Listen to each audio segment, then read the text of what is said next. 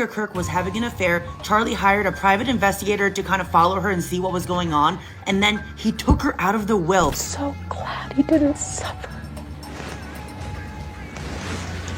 Excuse me. No one deserves to suffer. But him, of all people. Charlie Kirk has reportedly removed Erika from his will after allegedly discovering she was involved in an affair. That's the shocking claim currently spreading like wildfire across social media. Now the internet has gone into full investigation mode, with users digging through screenshots, timelines, and archived posts, trying to piece together what really happened behind closed doors. People are analyzing every detail, searching for proof about whether Erika was seeing other men during her marriage to Charlie. And according to many online commentators, the so-called receipts circulating online aren't doing her any favors. But what truly has people questioning everything is the timing. None of us are involved in my husband's murder. None of us. Just days before these rumors exploded online, Erika reportedly removed her wedding photo with Charlie from his office. It may have seemed like a small gesture, but it instantly fueled massive speculation. If the allegations are true, the obvious question becomes, who was she allegedly involved with? Online, users are pointing in one very specific direction, and they're not being subtle about it. The name that keeps surfacing is Kat Phillips, Erika's ex, the very same person she later brought in to step into Charlie's role during college tours. That detail alone has set social media on fire. But the story doesn't end there. Old posts, archived content, and so-called insider whispers about the condition of Erika and Charlie's marriage have begun resurfacing. Some insiders even claim that shortly before his tragic assassination, Charlie had started questioning whether Erika was truly standing beside him, or whether outside donor interests within TPUSA were quietly influencing decisions behind the scenes. Reports now suggest that Charlie allegedly removed Erika from his will shortly before September 10th, after learning about possible infidelity. None of these claims have been officially confirmed. But that hasn't stopped the internet from running wild with speculation. Many remain convinced that Kat is at the center of this unfolding controversy. Observers point out that Erika and Kat were reportedly involved shortly before she met Charlie, despite public statements at the time suggesting she was single. And for critics watching closely, that timeline raises even more questions than answers. Pushback against the media on COVID, on lockdowns, on Ukraine, on the border, so maybe we should also ask a question: is the media totally presenting the truth when it comes to Israel? Just a question, that maybe we shouldn't believe everything the media says, because I know I've been conditioned to ask a lot more critical questions over the last couple of years. So Ben, some people would accuse Israel of their social media history may have been wiped clean, but archived versions still exist, and that's where many online believe the story takes a much deeper turn. This is where the timeline starts to look far more complicated. On September 17, 2017, Kat posted a photo with the caption, "Yes, we're that couple that gets painting lessons together." That wasn't vague. It wasn't subtle. It strongly suggested that he and Erika were publicly together at the time. But then, just 1 week later, on September 24th, Charlie shared a photo of himself and Kat playing basketball, appearing friendly and comfortable around each other. So let's break this down carefully. In 2017, Erika was reportedly dating Kat. Kat was close enough with Charlie to casually play basketball with him. Yet Erika later claimed she didn't even know who Charlie was when she first saw him during that pilgrimage. That's the detail online commentators keep circling back to. Fast forward to May 2018. Charlie travels to Israel for the U.S. Embassy opening ceremony in Jerusalem. Around that same time, Erika was reportedly there as well, accompanied by her mother. Supporters insist it was nothing more than coincidence. Critics argue the timeline feels too tight to simply ignore. Because if someone your partner had recently spent time with, taken photos with, and moved in the same political circles as suddenly appears in your orbit, how do you not at least recognize them? That's the question being asked repeatedly in comment sections across the internet. And according to many watching this unfold, the story doesn't end with old photos and resurfaced posts. They believe it stretches all the way into the present. It's evil. Charlie and I have always been very clear on our stance. Israel, Jewish people. After Charlie's assassination, Erika reportedly had full authority over who would carry on his message at public college events. And out of countless conservative voices she could have selected, she chose Kat, her ex. That decision alone raised eyebrows. What intensified the reaction was the timing. Reports claim she scheduled Kat to headline an Arizona How to Lead Like Charlie speaking event on September 24, 2025, just 2 weeks after Charlie's death. For many online observers, that felt unusually fast. And Kat isn't simply a former boyfriend who drifted away from the spotlight. He is firmly established within conservative media and currently serves as a senior editor at the Daily Wire under Ben Shapiro. That connection sparked even louder speculation because Candace had previously alleged that Shapiro was working behind the scenes to sideline Charlie. She also shared text messages that she claims show Charlie believed there were coordinated efforts to diminish his influence and push him aside. To be clear, none of these claims have been officially confirmed in court or through public records. However, when critics look at the overlapping relationships, shared appearances, the Israel timeline, the rapid event scheduling, and the interconnected media circles involved, they say it forms a pattern. Supporters argue it's coincidence. Others believe it could be something more calculated. And that divide is exactly why the conversation refuses to die down. In one of the text exchanges Candace released publicly, Charlie reportedly advised her to treat Ben like noise, allegedly writing that Ben wanted her to punch down to his level rather than rise above it. Those messages only added more fuel to an already growing fire. Glad he didn't suffer. Excuse me. No one deserves to suffer. But of all people. Charlie reportedly went even further in those messages, allegedly saying that Ben's respect among movement activists was quite low. That wasn't subtle. It sounded personal, strategic, and tense all at once. But it didn't stop there. In another exchange, Charlie allegedly wrote, "The Ben thing involves me more than he wants to admit." Then he followed it with a striking Game of Thrones reference. He knows Jon Snow is stronger than the dragons that fly higher.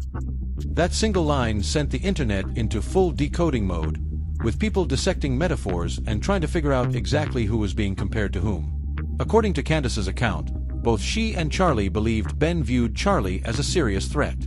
Charlie allegedly suggested that efforts were being made to sideline both of them, whether out of rivalry, frustration, or something deeper. Those leaked messages only intensified speculation. Soon after, viewers began revisiting Charlie's final interview with Ben Shapiro, which reportedly occurred less than 48 hours before his assassination. Many who rewatched it described the tone as noticeably tense.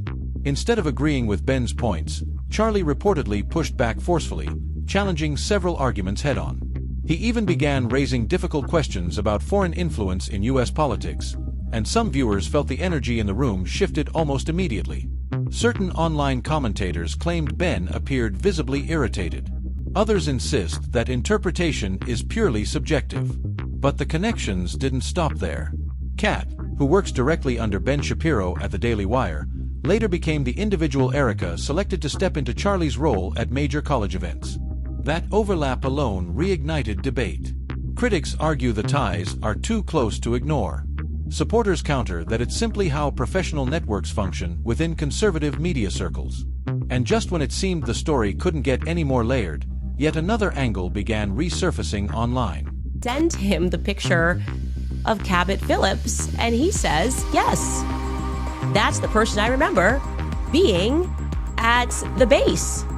Now I'm like, that would be totally crazy. Maybe, again, this could be a lookalike. And so I messaged Cabot Phillips and did not get a response. What do I even know about this guy, Cabot Phillips? And I know that he does the morning wire at the Daily Wire. And I checked, and he's missing from the morning wire. He doesn't do it daily, but he does it enough times that I noticed that he is missing from September 4th to the September 10th on that show. According to an eyewitness claim circulating on social media, Kat and Erika were allegedly seen attending a private meeting at Fort Wooka military base on the night before Charlie's assassination. That allegation has not been independently verified, but it continues to gain traction in online discussions. Individually, none of these claims prove anything. But when people begin lining up the alleged text messages, the timing of the final interview, the professional connections, and the reported sightings, they start asking broader questions. Is it coincidence? Professional rivalry? or something else entirely? That's the debate that refuses to cool down. Now, if it's true that Erika was removed from Charlie's will, and if she knew about it, some argue that possibility changes how the events that followed are being interpreted. A growing number of online commentators claim her public appearances after his death didn't align with what they personally expected from someone grieving such a sudden loss. Rather than appearing devastated, critics describe her as composed, focused, even calm. Of course, grief manifests differently for every individual. But that hasn't stopped the speculation from spreading. Then there's the financial angle, which has added another layer of intensity to the conversation. Independent auditor Brian Farron publicly reviewed TPUSA's 2023 tax filings and highlighted something that caught widespread attention. According to his analysis, a substantial life insurance policy had reportedly been taken out on Charlie. And that detail only deepened the ongoing debate. I have an amazing girlfriend. She's spectacular. Is she in politics? Not really, no. What can you tell us about her? She's What would you beautiful. be willing? She's reverent.